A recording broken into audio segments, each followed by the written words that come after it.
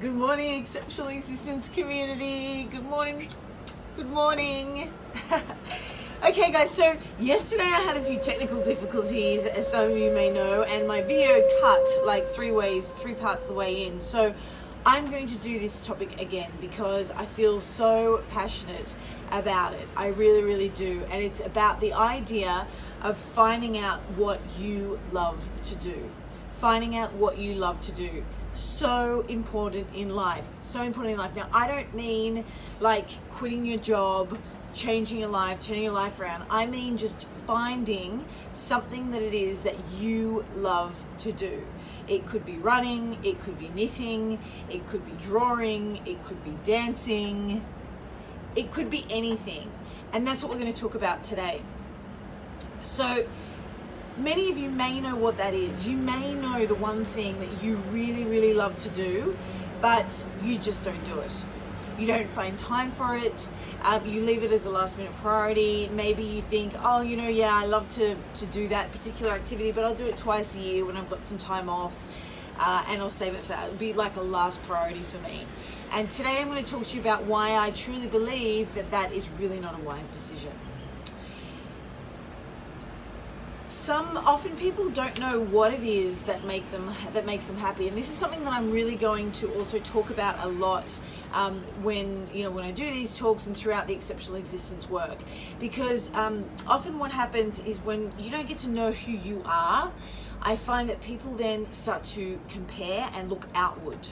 So when they don't go inside and they don't like meditate and they don't try and just connect to themselves, then what they tend to do is they look outside for the answers. And when they do that, they might look at somebody else and look at what makes them happy and look at the activities they're doing and then think, well, you know what, that particular activity makes that person so happy. For example, dance makes Louise so happy. I'm going to do that, which is wonderful, and it may well be the thing that makes you happy as well. But often what happens is when we make that as a first starting point and we look outside and we ask and we think, what's making everybody else happy? Maybe I'll do some of that.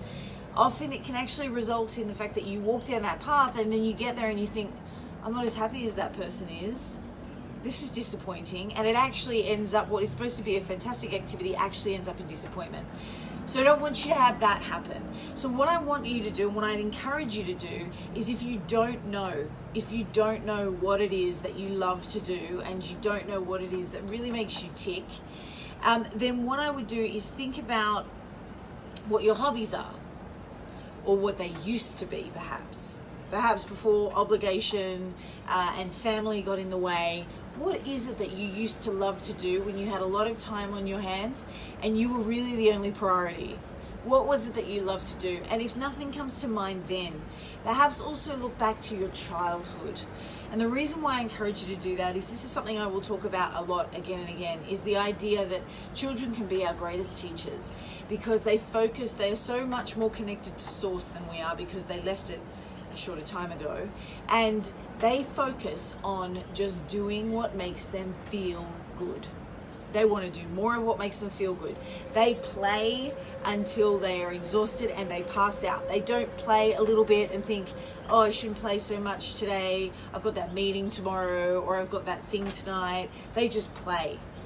And this is really what I understand, that as we get older we have obligations, but we really should try and learn a little bit more from children. So what is it that you still have to do? Because when you were younger, that's probably really the only thing that you had to worry about was just having a good time in many cases. And if you did have a harder childhood, then do think about the things that you used to do perhaps to escape that. So really tap into that. And if you can't find out what that is and you can't think of what it is, look at photos of you when you were younger and ask your parents. Ask your parents what it is that they used to have to drag you away from doing. What was that act? What was that act?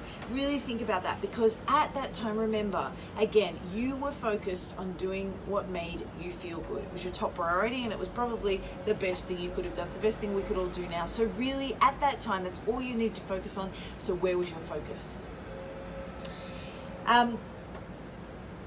Now, the next thing is, I guess, how do you do this, right? So if you found out what you love, and for me, I'll give you my example now. So For me, it's dance. I used to dance and dance and dance and dance when I was younger. And then also when I was in my teenage years, I used to dance. In my young adult years, I used to dance a lot.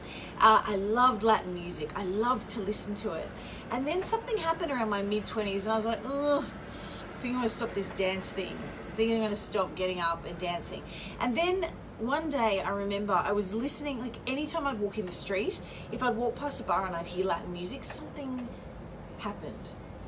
My soul would wake up, my heart would come alive, and I would think, oh, I want to go there, I want to do that, I want to dance to that, I want to just sit there and listen to that. And then one day I decided, you know what, enough is enough. Actually, hi Cecile, good morning. Actually, at one stage I had a very, my family member, one of my family members was very unwell, and she loved to dance, and she couldn't because she was sick. And I thought to myself, you know, the only thing that's holding me back from this dream is my own inhibitions. So I'm going to do this. And on that day, I remember exactly where I was standing. On that day, I committed to do this for me and to not get anything get in my way, because I would have done dance courses in the past and it was like 8 weeks of hell. Like, I loved it, but at the same time I wasn't getting it, or I was touched inappropriately, or I was dancing with somebody that made me feel uncomfortable, or I just felt like I wasn't good enough. And I thought, you know what, enough. I need to go through this, and I need to go through every obstacle, and I need to feel it, I need to embrace it, and I need to keep moving forward. And that's what I did, and my life changed. My life absolutely changed. And it is so full, and it always was full, but it really is, now that I honor that and I really listen, I really got to listen to me and what it is that I love to do, and honoring that and then taking that forward and executing on it. So say, for example, you know what you want to do, you know what you love to do, and you think, okay, how am I going to do this? If you've got a lot of time on your hands, you don't have a lot of responsibilities, and you think, okay, how am I going to do this? I would just encourage you to perhaps place some focus on this particular activity, this particular thing. Place some focus on it and look at a timeline where you can think, you know what, I'm just going to do this. I'm going to commit to this. I'm going to lock something in. I'm going to book some course or something to really make sure that I commit to this. Okay? And then also, if you do have a lot of other responsibilities, so a lot of people say, oh yeah, you know what, that's a great idea, Lou, but I've got to look after my kids, and I've got my and I've got all these No, it's time to do this for you, because I promise you that if you find the time to do this to you and give back your soul and your heart, you will be able to give so much more from your soul and your heart to others. So what do? It doesn't have to be that you go and give your life up for this. It could be just an hour a week. It could be 2 hours a week. I'd actually recommend it more than an hour a week. If you're doing a course, do a course and do something related to it in some other way. So ask your family for support and help. Tell your family that this is important to you, and that you really want to make sure that you actually commit to executing this, and that you need their help. And find a time where you can actually carve out a time for you to execute.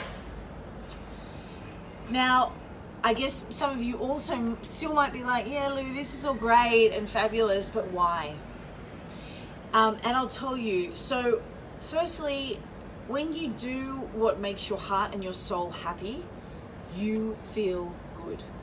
You feel good. And when you feel good, you raise your frequency. And when you raise your frequency, magical things happen. It's a scientific fact. So like attracts like. So if you're at a high frequency, then wonderful things that you've wanted in your life start to actually happen. The vortex of possibilities opens up because you are fluid, you're flowing, and you're happy. Okay, so say for example, if there is a piano on this side of the room and I'm playing a key, and there's a piano on the other side of the room and no one's touching it, if I start playing this key, the same string on that piano on the other side of the room will start to vibrate. And that is frequency. That's like attracting like. So what I'm encouraging you to do is do this for yourself and your own enjoyment, but see the magic that comes out as a result of that. The other thing I would say, you know, I have a wonderful girlfriend of mine who I met here in Hong Kong, and she's now, she's German. And she was saying to me, Lou, I love to knit. And I'm constantly trying to find ways. Anytime I see of any activity that involves knitting, I'm sending it to her. I'm like, get out and knit, girl, get out and knit. Because the thing is, it's not about the knitting. Some people are like, look, yeah, how am I going to make a career out of knitting? Like, what am I going to, this is crazy. What's that going to really serve? And my point is, it's the act of knitting that you are happy. Again, your soul is nourished, your heart is full. And then after that, you're in this frequency that when you're in that environment of knitting, dancing, doing whatever it is that you're gardening, doing whatever it is that you love to do, then you start to meet people that can change your life in many different ways, friendships, relationships, whatever, because you're on a high frequency. And I have met so many incredible people that have changed my life in so many ways dancing that has nothing to do with dance. I've just met them dancing, but they have truly changed my life because I met them in that environment. And it was like I was honoring my heart and my soul and taking that forward and feeding it, which feels so great. And then as a result of that, greatness was to come. So guys, with that, I'm going to leave you. I really encourage you to think today about something it is that you love to do. Something perhaps you've loved to do for a long time and you just haven't executed on it. Perhaps something, maybe you need to sit there and have a think about something you used to love to do and you've just forgotten it. You haven't honored it anymore. And I encourage you to put together a plan to execute that and to bring that to life in some way in your life. And what I would also say is that perhaps if you're not doing this, perhaps it's been some time when you thought, you know what, I've always loved to do this and I've never gotten back to it and I really need to get back to it. If you're not doing it, it might cause a large or slight feeling of emptiness. Like something's missing. Like I really want to do that. I really want to realize that. And again, I need to say it's never too late. It's never too late. Today is just the perfect time. If you're seeing this, right now is the perfect time to start this. And the quote that I'd like to leave you with is the idea that emptiness in life is not emptiness, it's fullness repressed. Okay, emptiness in life is not emptiness, it's fullness repressed. So go out and find that fullness. Thank you so much, guys. If you like this video or if you think that there's somebody that needs to hear this today, please tag them in the post. Please also like and follow the Exceptional Existence page and also follow our movement. Below you'll see a link where you can click on the link and add your email address. Then that means you'll never miss an email from me. I'm sending lots of tools and tricks through email, so please do make sure that you sign up and register for that. Thank you so much, guys, again for your time. Remember that an exceptional existence is your birthright and it's waiting there for you. So go and grab it with both hands and all your feet. Big kiss, guys. Have a great day and here's to an exceptional existence. Life is so wonderful. Thanks so much, guys. Bye.